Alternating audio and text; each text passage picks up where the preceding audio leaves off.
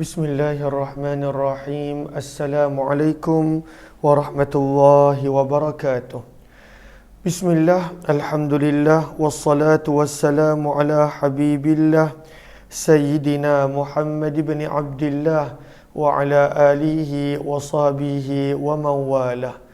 Subhanaka la ilma lana illa ma 'allamtana innaka antal alimul hakim. ولا حول ولا قوة إلا بالله العلي العظيم اللهم رب اشرح لنا صدورنا ويسر لنا أمورنا واحلل عقدة من ألسنتنا يفقه أقوالنا اللهم فقهنا في الدين وعلمنا التأويل برحمتك يا رب العالمين والحمد لله رب العالمين. Alhamdulillah, alhamdulillah. Apa khabar sahabat-sahabat semua? Selamat petang. Salam pertemuan dalam program Mahsyar siri yang ke-60 bersama dengan saya Umar Aziz. Pertemuan di mana kita akan berkongsi daripada buku yang bertajuk Mahsyar, menceritakan tentang perjalanan yang ditempuhi oleh manusia daripada satu alam ke satu alam, daripada alam roh ke alam rahim, daripada alam rahim ke alam dunia, seterusnya ke alam barzah, dalam perjalanan pulang yang jauh, perjalanan pulang menuju kepada Allah Subhanahu wa taala. Ahlan kepada sahabat-sahabat semua, Ummi Zaihadi, Bunga Lawang, Mazna Abu Bakar, Siti Nur Harun, Acin Alin, Yaya Lia, Marwani Ahmad, Fatimah S, Az-Zahra, Suryani Razali, Alhamdi Hussein, Siti Rahayu, Adnan, kemudian Mariah Ali, Aziza Izzah, Wan Muhammad Suid, Kati Khairuddin, Roslan Miyasin, kemudian Fauzan Muhammad, Leo Fat, Fatimah S, kemudian ahlan Marwani Ahmad, Kamiza Muhammad Amil, Nur Asikin, Hasmi Zurina, Ramnas Kitchen, Kamiza Muhammad Amil, Habibah Suib, Al-Fakira Ila, Arina Omar, Nur Aini Abdul Mana, Fatimah S, dan juga diorang TikTok Izlin, Shah, serta Semut Hitam, Khadijah Idris, Yusuf, Amani Husnas, kemudian Arisa, dan juga semua sahabat-sahabat yang lain. Ahlan kepada sahabat-sahabat semua. Apa kata kita mulakan pertemuan kita dengan kita perbetulkan dahulu niat kita. Moga-moga apa jua yang kita lakukan adalah kerana Allah Subhanahu wa taala. Nawaitu ta'alluma wa ta'lim wa tadhakkura wa tadhkir wa naf'a wal intifa wal ifadata wal istifadah wal hatha ala tamassuki bi kitabillah wa sunnati rasulillah sallallahu alaihi wasallam wa du'a ila al huda wa dalalati ala al khair ibtigha'a wajhillah wa mardatih wa kurbih wa thawabih. Amin amin ya rabbal alamin. Mohon sebaik sahabat-sahabat untuk bantu share, bantu untuk kongsi, bantu untuk sebar luas tak rakan-rakan yang lain. Mudah-mudahan lebih ramai yang beroleh manfaat, insya-Allah. Kita masih lagi pada tajuk berkenaan tentang tanda-tanda besar kiamat. Ada beberapa hadis lagi yang kita belum lagi baca berkenaan tentang Ya'juj dan Ma'juj, di mana kita masih lagi berada pada muka surat 188, masih lagi berada pada perenggan yang kedua, yang mana kata penulis buku rahimahullah berkenaan tentang fasa-fasa tanda besar kiamat yang berlaku satu persatu, bermula dengan fitnah, kemudian disusuli dengan kemunculan Imam Mahdi yang akan berkuasa selama 7 ke 8 tahun. Yang ketiga, kemunculan Dajjal, dan terjadilah perang di antara Imam Mahdi dan Dajjal. Namun Imam Mahdi tak mampu untuk membunuh Dajjal. Maka datanglah tanda yang keempat, turunnya Nabi Isa membantu tentera Al-Mahdi mengalahkan Dajjal, dan akhirnya Nabi Allah Isa membunuh Dajjal di suatu tempat di Palestin yang dikenali dengan Bab Lut. Kemudian yang kelima, tanda besar yang kelima, dan ini yang kita sedang baca dalam beberapa siri kebelakangan ini. Kata penulis buku pada muka surat 188, perenggan yang kedua, tidak lama selepas itu keluar pula Ya'juj dan Ma'juj. Dan kita telah baca beberapa hadis dalam 2-3 siri kebelakangan ini berkenaan tentang Ya'juj dan Ma'juj. Jumlah mereka, siapa mereka, apa yang Al-Quran sebut tentang mereka, apa yang Nabi SAW sebut tentang mereka. Kata penulis buku, maka ketika itu Nabi Isa tidak mampu membunuh Ya'juj dan Ma'juj. Dan kita telah belajar dalam hadis jumlah mereka yang sangat ramai. Setiap satu manusia, nisbah Ya'juj dan Ma'juj adalah 1000 orang. Kalaulah 10 bilion manusia, maka bayangkan jumlah mereka berapa. Kalaulah 7 bilion manusia, maka bayangkan berapa jumlah mereka. Maka Nabi Isa pun pada waktu itu tidak mampu untuk melawan Ya'juj dan Ma'juj. Kemudian kita nak baca sedikit, kita berhenti di situ daripada pembacaan buku. Kita nak baca sedikit apa yang ditulis oleh Tafsir Al-Maghari tentang Ya'juj dan Ma'juj ketika mana Zulkarnain jumpa dengan mereka. Maka di dalam suratul Kahfi ada disebutkan bahawa ketika mana Zulkarnain berjumpa dengan mereka, mereka punya percakapan tidak ada orang yang faham. Firman Allah Subhanahu wa taala,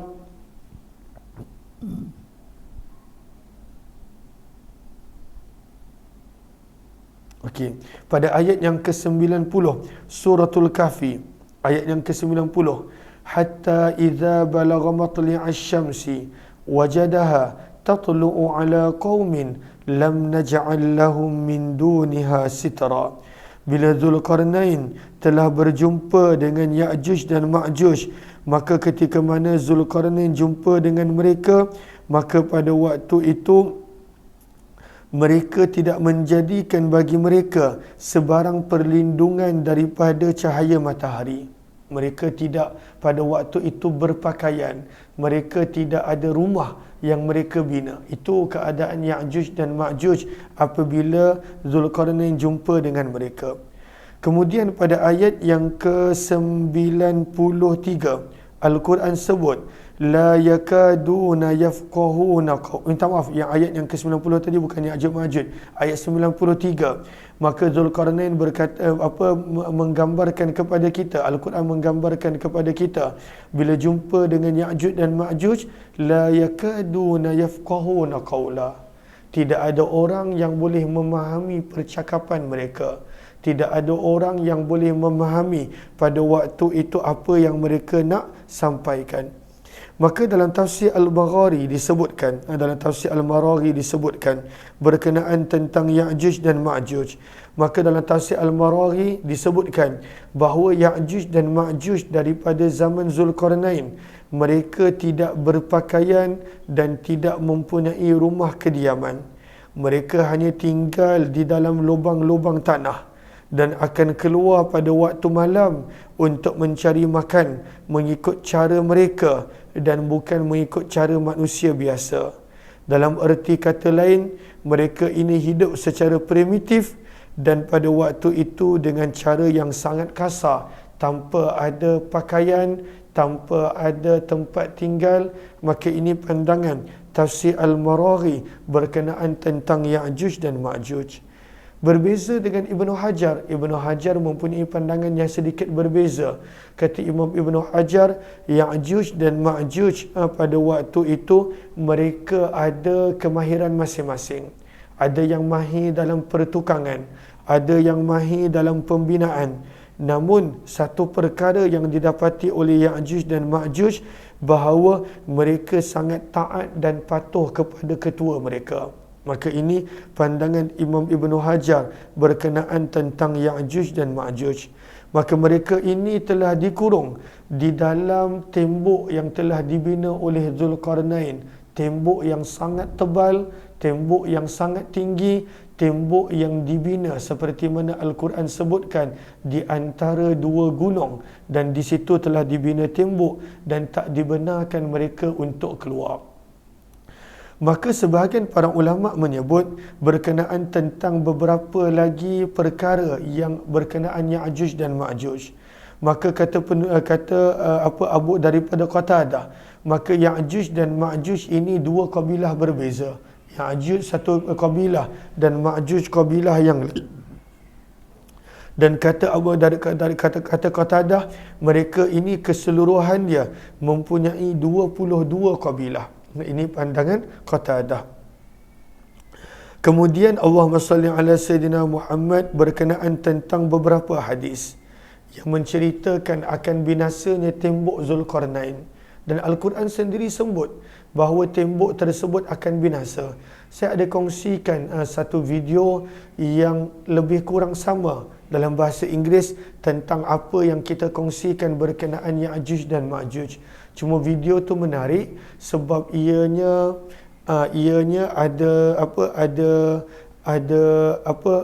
disertakan dengan video dengan gambar yang menjadikan kita lebih mudah untuk faham. Maka video tu saya ada share semalam ataupun 2 hari lepas. Nanti sahabat-sahabat yang nak tengok video itu menceritakan tentang hadis-hadis yang sama yang kita kongsikan. Maka nanti boleh scroll ke bawah di ruangan Facebook. Maka Ya'juj dan Ma'juj akan pecah benteng yang Zulkarnain telah bina. Maka firman Allah di dalam suratul Kahfi ayat yang ke-98, firman Allah Subhanahu wa taala ketika mana Zulkarnain telah membina tembok yang sangat kukuh, yang sangat tinggi, yang sangat besar. Firman Allah menukilkan kepada kita kata-kata Zulkarnain, fa idza jaa wa'du rabbi, maka apabila telah datang janji Tuhanku, ja'alahu, maka Allah akan menjadikan tembok itu dakak, hancur lebur. Bila tiba waktu yang Allah janjikan, dan itulah sebagai tanda-tanda kiamat besar yang kelima yang kita baca mengikut susunan penulis buku, maka tembok Zulkarnain tadi akan pecah. Ianya akan runtuh dan ianya tidak lagi boleh menahan kemarahan Ya'juj dan Ma'juj yang mereka ingin keluar daripada tempat pengepungan mereka, yang sampai sekarang ini mereka tak boleh keluar. Dan dalam hadis Nabi SAW telah menyebut bahawa mereka ini, Allahumma salli ala Sayyidina Muhammad, sabda Nabi SAW, pada zaman Nabi lagi mereka telah berjaya menembusi tembok tersebut dengan kadar 1 bulatan jari jemari. Sebanyak daripada kadar ini telah pecah daripada tembok yang tebal, yang kukuh, yang berjaya mereka pecahkan. Maka ada sebuah hadis yang telah diriwayatkan oleh Imam Bukhari dan Imam Muslim, bahawa pernah satu hari, kata kata Zainab binti Jahash radhiyallahu taala anha, Nabi SAW telah masuk ke rumah beliau, fazi'a, dalam keadaan amat risau, dalam keadaan amat serius. Nabi masuk ke rumah beliau. Kemudian baginda bersabda, la ilaha illallah, tiada Tuhan yang layak disembah kecuali Allah. Sabda Nabi, wailul lil Arab, binasalah bagi orang-orang Arab.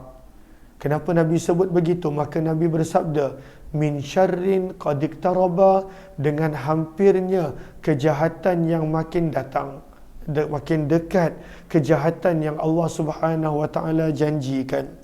Maka apakah yang berlaku? Kenapa Nabi berada dalam keadaan risau? Sabda Nabi SAW, futihal yawma min ridmi Ya'juj wa Ma'juj mithla hadhihi wa halaqa bi isba'ihi al-ibham wallati taliha. Maka sabda Nabi SAW, binasalah orang Arab, semakin dekat hampir kecelakaan.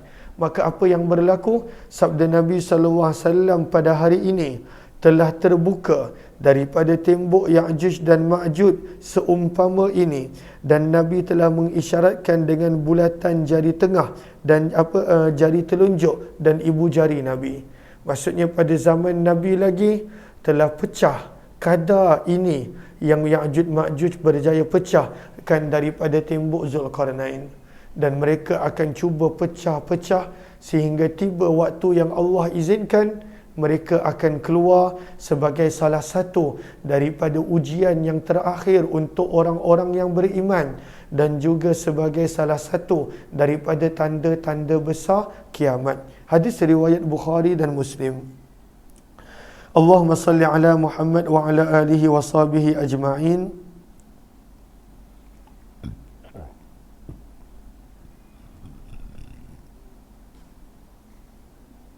Sebentar, kita nak lihat kepada hadis. Okey.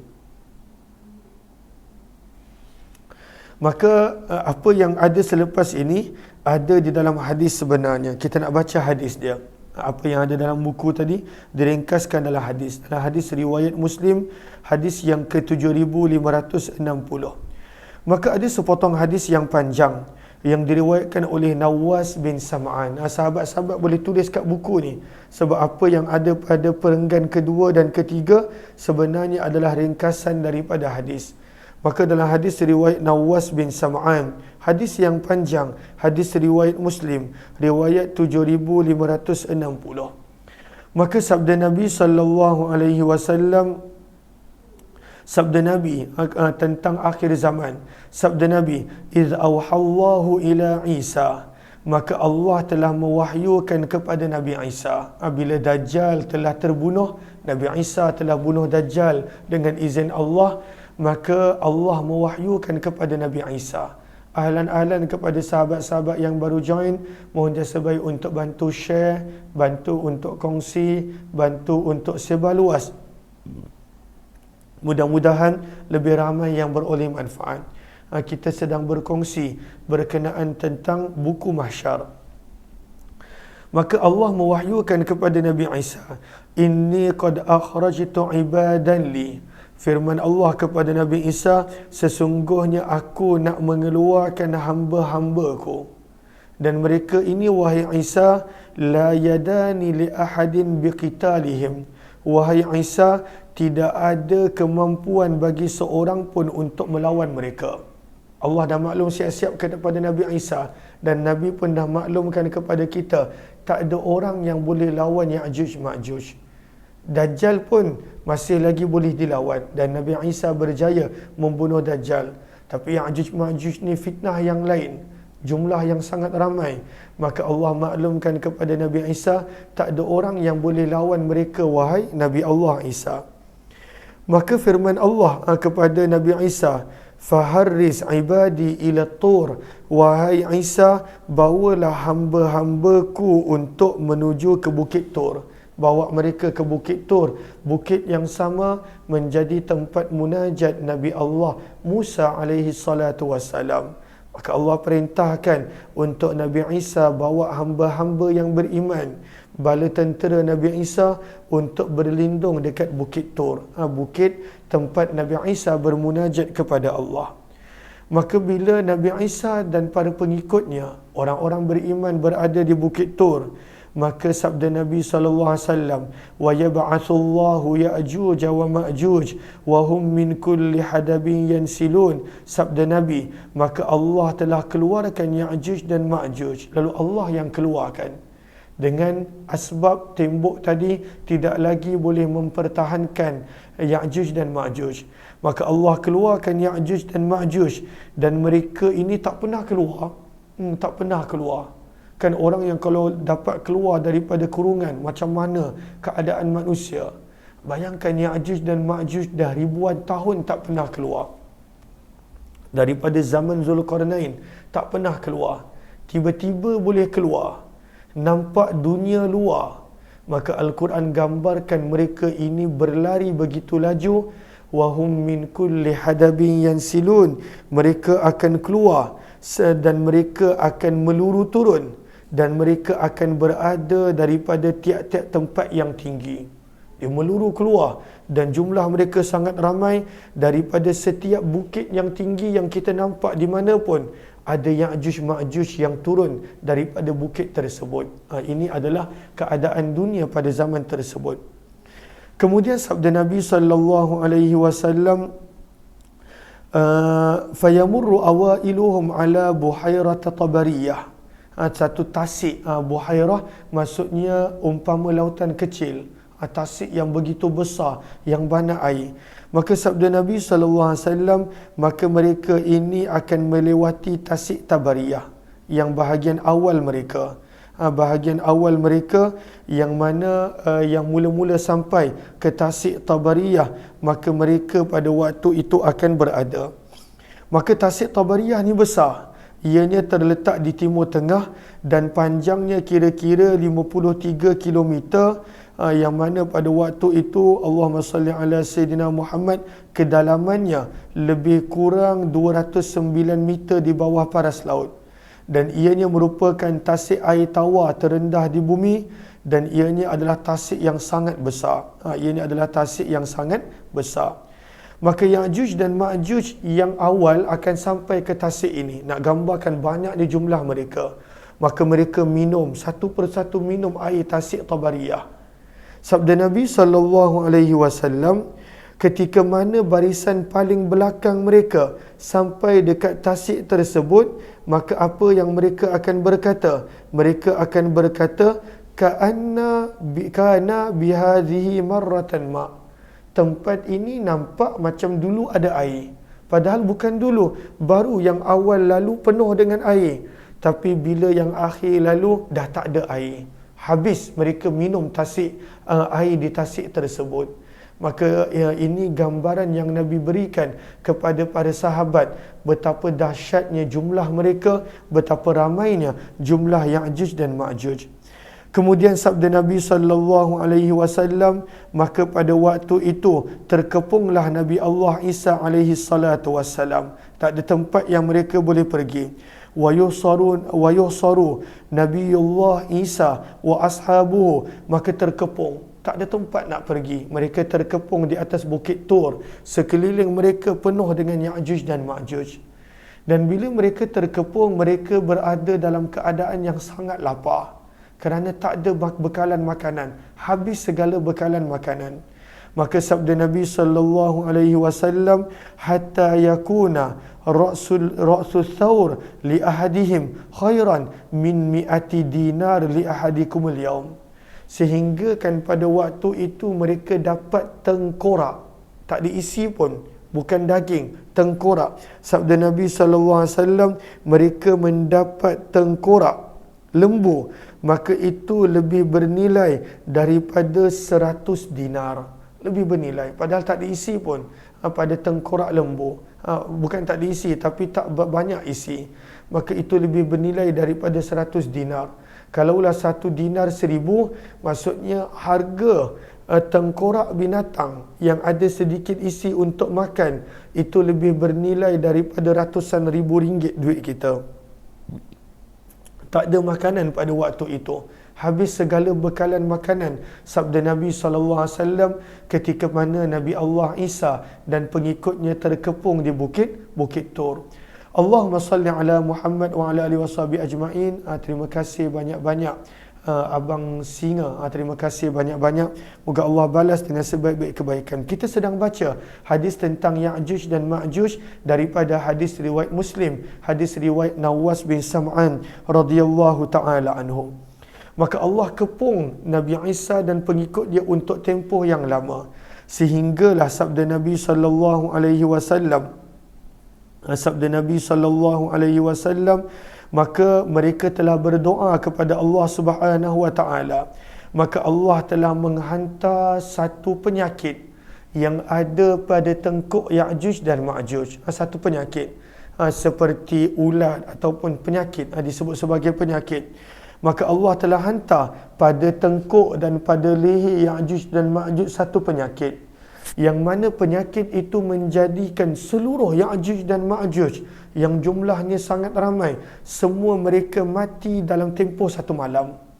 Dalam tempoh satu malam, Allah matikan seluruh Ya'juj dan Ma'juj. Namun ini bukan datang dengan cepat, datang setelah pengepungan yang lama, yang mana tak ada tempat untuk umat Islam, orang beriman lari di atas Bukit Tur. Maka selepas daripada berakhirnya ujian tersebut, Allah datangkan penyakit pada tengkuk Ya'juj dan Ma'juj, sabda Nabi, maka mereka semua mati dalam tempoh satu malam.